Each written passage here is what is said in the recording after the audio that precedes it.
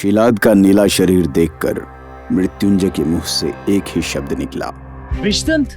फिर मृत्युंजय ने शिलाद के दोनों हाथों को पकड़ा और शिलाद के माथे पर अपना हाथ रख दिया। अचानक से शिलाद के शरीर से सांप निकलकर मृत्युंजय के शरीर में चले गए। मालिक, मालिक, मेरे मालिक। शिलाद फिर रोते हुए मृत्युंजय के कदमों में गिर गया। उठो शिलाद, ये रोने का समय नहीं है। अब तुम्हारे शरीर का दर्द समाप्त हो चुका है। अब तुम्हें मेरे लिए कुछ काम करना है। मृत्युंजय ने शिलाद की पीठ पर हाथ रखा। मालिक, आप आज्ञा करें मालिक। आपका ये भक्त आपकी कृपा से संसार के सारे काम कर सकता है। सबसे पहले मुझे उस व्यक्ति के बारे में बताओ जिसने तुम्हें विषदंत जैसी यातना दी। मालिक, मुझे उस आदमी के बारे में कुछ ज्यादा नहीं पता। मैंने उसे ढूंढने की बहुत कोशिश की, पर जब से वो अक्षरा के गहने लेकर गया है, उसका कुछ भी पता नहीं चला। पर मुझे ये समझ नहीं आ रहा है कि जब आज से 12,000 वर्ष पहले मैं विषदंत को जानने वाले सभी लोगों को मार चुका था, तो आज के समय में ये बात लोगों को बताया किसने? मृत्युंजय के चेहरे पर चिंता की लकीरें उभर आई। मालिक, करीब 60 साल पहले अक्षरा के गांव रामपुर में कुछ लोग घुस गए थे। उन्होंने महीने भर तक बड़ी बड़ी मशीनों से उस गांव में न जाने क्या ढूंढा, पर एक दिन उन्होंने खोदकर एक सोने की संदूक निकाली। उस संदूक को फिर वो लोग ले गए। उस दिन के बाद से अक्षरा की हर एक जगह पर वो लोग पहुंच गए। वो आप तक न पहुंच जाए, इसलिए मैंने आपकी रक्षा के लिए कुछ लोगों को आपके पास बुला लिया। पर वो अक्षरा के गांव तक कैसे पहुंचे? उसका अभी तक पता नहीं चला मालिक। पता है मालिक, उनके पास अक्षरा से जुड़ी सारी चीजें हैं। केवल अब ये लॉकेट बचा है जो आपने पहन रखा है। लॉकेट? ऐसा कहते हुए मृत्युंजय ने अपने गले में पहने उस लॉकेट को हाथ में पकड़ लिया और वापस से कुर्सी पर बैठ गया।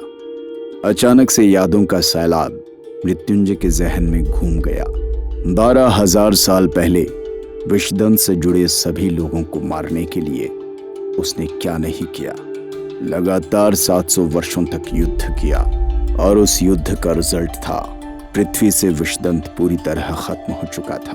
पर 12,000 साल बाद अचानक से विषदंत का यूं उसके सामने आना किसी नई मुसीबत के आने की सूचना दे रहा था। मालिक, हाँ बोलो। अगर आपकी आज्ञा हो तो सभी शिष्यों को बता दूं कि आप समाधि से बाहर आ गए हैं। जैसा तुम चाहो, पर मैं पहले अक्षरा के गांव जाना चाहता हूँ।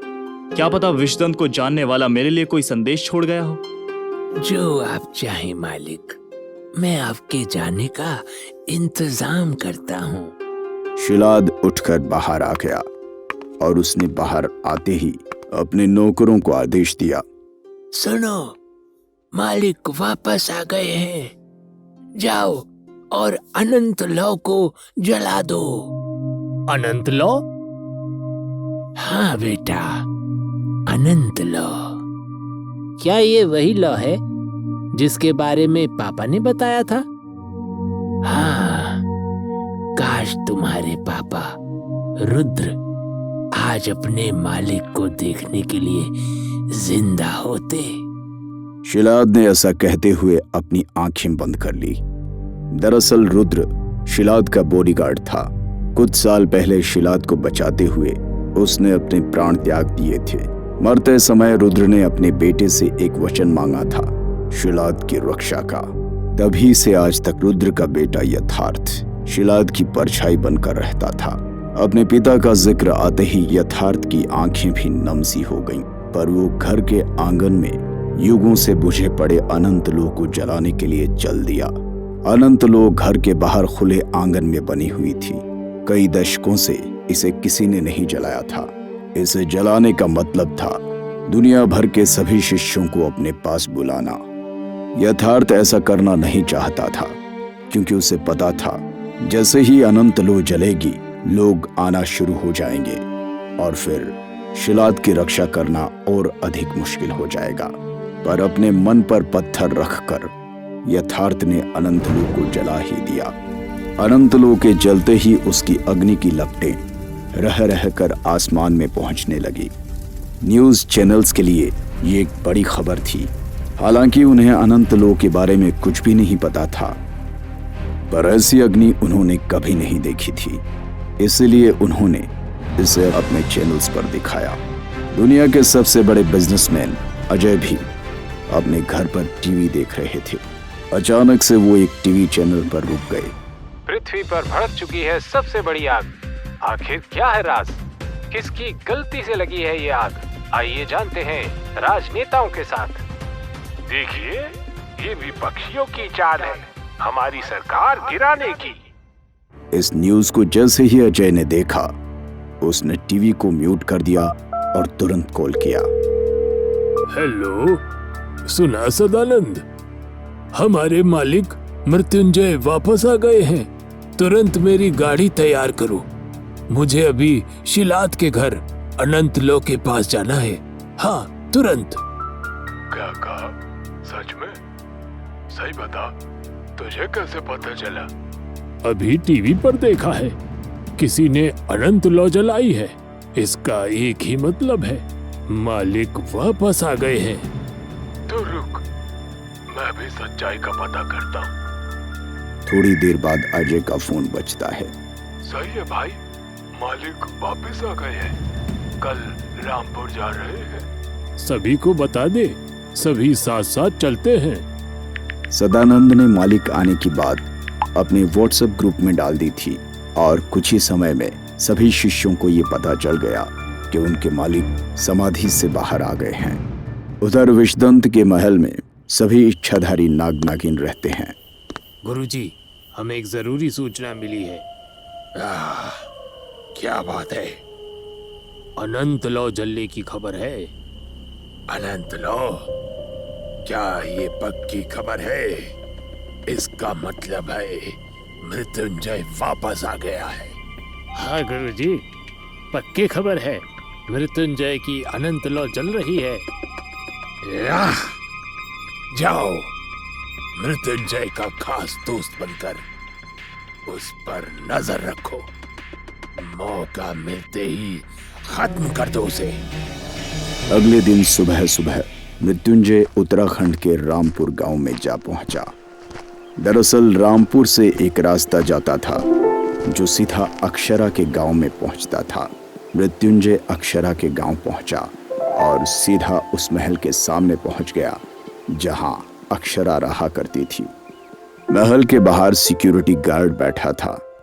जब उसने 20 साल के लड़के को महल के पास आते हुए देखा तो उसे वापस जाने का इशारा किया, पर मृत्युंजय महल के गेट पर पहुंच गया। मुझे अंदर जाना है। तुम अंदर? क्यों, क्या काम है? वापस जाओ। मैंने कहा मुझे अंदर जाना है। चलो वापस जाओ, यहाँ तुम्हारा कोई काम नहीं है। तुम ये क्या कर रहे हो? हाँ। अगले ही पल सिक्योरिटी गार्ड काले धुएं में बदलकर हवा में खो जाता है। मृत्युंजय महल के अंदर घुसता है और सीधा महल के हॉल में पहुंचता है। अब कोई मुझे नहीं रोक सकता। मृत्युंजय ने देखा कि एक आदमी नशे में डगमगाते हुए उसी की तरफ आ रहा था। उसने एक हाथ में शराब की बोतल पकड़ी हुई थी और चलते हुए हर एक कदम पर सीधे बोतल से ही शराब की घूंट पिए जा रहा था। तुम कौन हो? अंदर कैसे घुसा है? मैं मृत्युंजय हूँ। ये महल खरीदना चाहता हूँ, इसीलिए अंदर आया हूँ। आप कौन है? मैं इस महल का मालिक हूँ। मुझे महल बेचना नहीं है। और सुनो बच्चे, मुझे ऐसे मजाक पसंद नहीं है। अब जल्दी से मेरे महल से बाहर निकल जाओ, वरना मैं सिक्योरिटी गार्ड को बुलाकर धक्के मारकर बाहर करवा दूंगा। आप समझिए, मुझे ये महल चाहिए। अब आपके पास कोई दूसरा रास्ता नहीं है। मुझे आप अपनी कीमत बताइए। तू पागल वागल है क्या? चल निकल मेरे घर से। सिक्योरिटी, सिक्योरिटी, जल्दी से कोई इस पागल को मेरे घर से बाहर निकालो। मैं आपसे इज्जत से बात कर रहा हूं और आप हैं कि बदतमीजी पर उतर आए हैं। चल चल निकल। सिक्योरिटी, अरे कहाँ मर गए सबके सब? आप अपनी कीमत तो बताइए। 500 करोड़ रुपए है तेरे पास? नहीं है ना? निकल अब। पूरा मूड खराब कर दिया। चल निकल यहाँ से। इतनी ही देर में गेट से कुछ चमचमाती कारें महल में प्रवेश करती हैं। अलग अलग कारों से कुछ बूढ़े आदमी निकलते हैं। मालिक, मेरे मालिक, फिर से आपके दर्शन पाकर मैं धन्य हो गया मालिक। ऐसा कहते हुए 75 साल का बूढ़ा आदमी मृत्युंजय के पैरों में गिर गया। उठो अजय, कैसे हो तुम? मालिक, आपको मेरा नाम भी याद है। मालिक, आपकी कृपा बस इसी तरह बनी रहे। एक बात बताओ, कितने रुपए होंगे तुम्हारे पास? मालिक, आप हुक्म कीजिए। कितने चाहिए? सब आपका ही दिया हुआ है। आप बताइए तो सही। 500 करोड़ होंगे क्या? मालिक, बस इतना ही। बताइए कहाँ पहुँचाना है? पहुंचाना नहीं है, इसे देने हैं। मृत्युंजय ने ऐसा कहते हुए हर्षद की ओर इशारा किया। ये क्या पागलपन लगा रखा है? एक बच्चे को मालिक मालिक कह रहे हो? यहाँ का मालिक मैं हूँ, मैं। अजय तुरंत अपने पिए की ओर देखता है। पिए तुरंत एक चेक काटता है और हर्षद के हाथों में रख देता है। ऐसा देखकर हर्षद गुस्से में अपना आपा खो देता है और उस चेक को फाड़ देता है। तुम मेरे घर से अभी के अभी निकलो। पता नहीं कौन से पागल खाने से भाग के आए हो। ऐसा बोलने के बाद हर्षद शराब की बोतल मृत्युंजय के पैरों में फेंकता है। बोतल जमीन से लगकर टूट जाती है और शराब उछलकर मृत्युंजय के कपड़ों पर लग जाती है। मूर्ख, तुझे अकल भी है? तू ये क्या कर रहा है? मृत्युंजय की आंखों में गुस्से की लपटें साफ दिखाई दे रही थीं। हर्षद के इस बिहेवियर ने उसकी पेशेंस की सीमा को पार कर दिया था। अब तुझे मेरी शक्ति का अनुमान कराना पड़ेगा। हर्षद ने ऐसा सुना और अपना आपा खोते हुए पास में पड़ा चाकू उठाकर मृत्युंजय की ओर फेंक दिया। मालिक, क्या हुआ मृत्युंजय के साथ? क्या वो चाकू से घायल हो गया या बच गया? जानने के लिए सुनते रहिए मृत्युंजय का दूसरा एपिसोड केवल कुकू FM पर।